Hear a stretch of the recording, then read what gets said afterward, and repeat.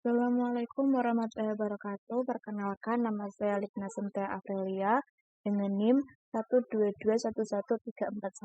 Di sini saya akan mereview tugas dari pertemuan pertama sampai terakhir pada matkul Applikom.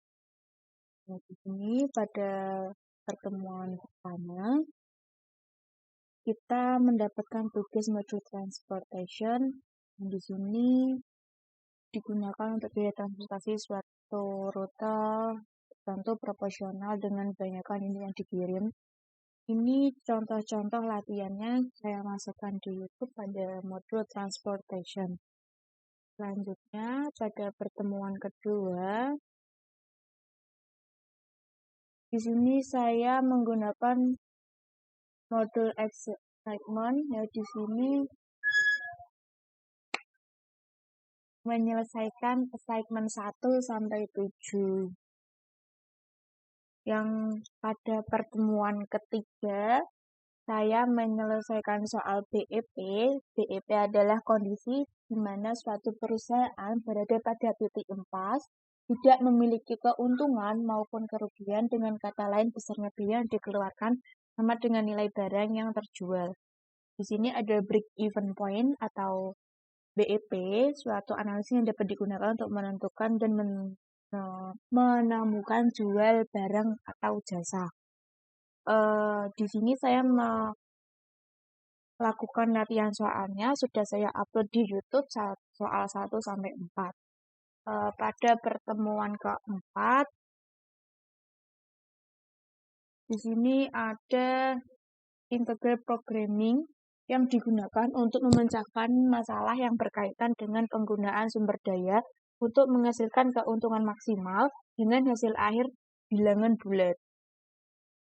Di sini saya menyelesaikan soalnya di YouTube 1 sampai 3. Pada pertemuan kelima,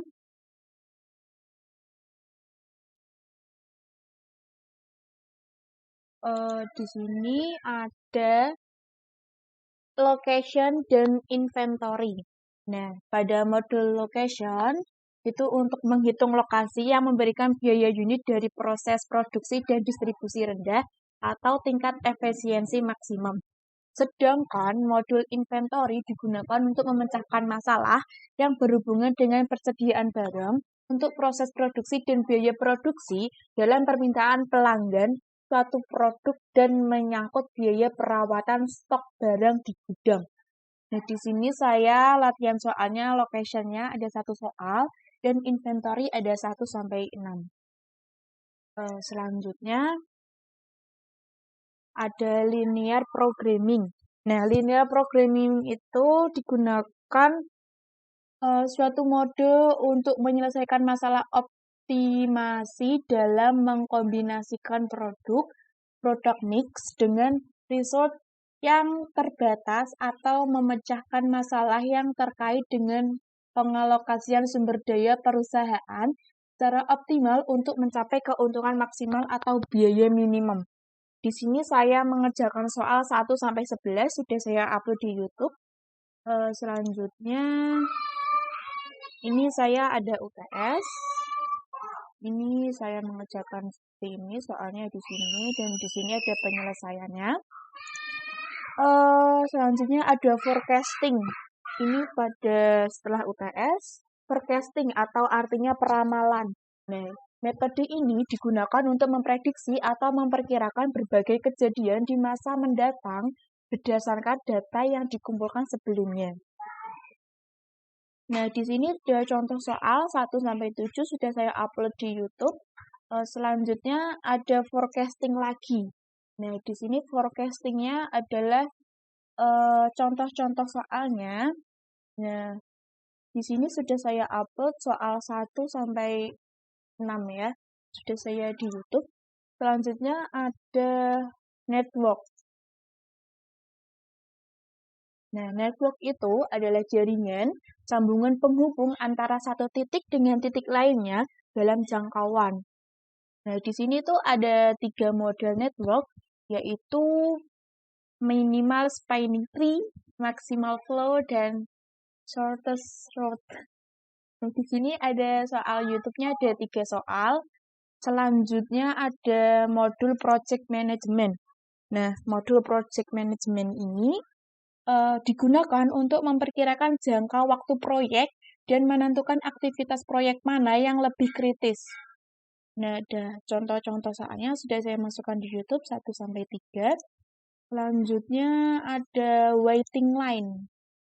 Waiting lines ini digunakan, model yang digunakan untuk menciptakan model antrian yang menguntungkan bagi produsen atau meminimumkan biaya dan sekaligus menguntungkan bagi konsumen atau mengurangi waktu menunggu bagi konsumen.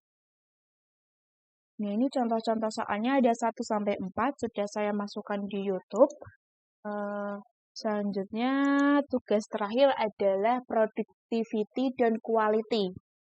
Jadi, productivity itu didefinisikan sebagai rasio output atau input dengan program POM.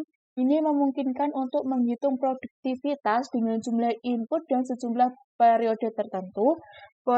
Program POM ini akan menghitung kedua pengukuran produktivitas, yaitu setiap masuk dan juga perubahan dalam produktivitas dari waktu ke waktu.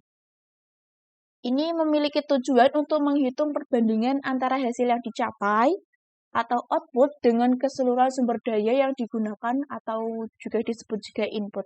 Di sini ada contoh pembahasannya, ada soal 1-2 dan itu ada di YouTube saya.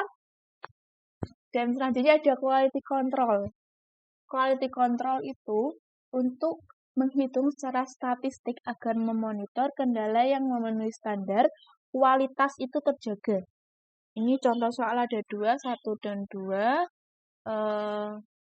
Seperti itu review tugas semester ini pada matkul Aplikom. Sekian dari saya. Wassalamualaikum warahmatullahi wabarakatuh.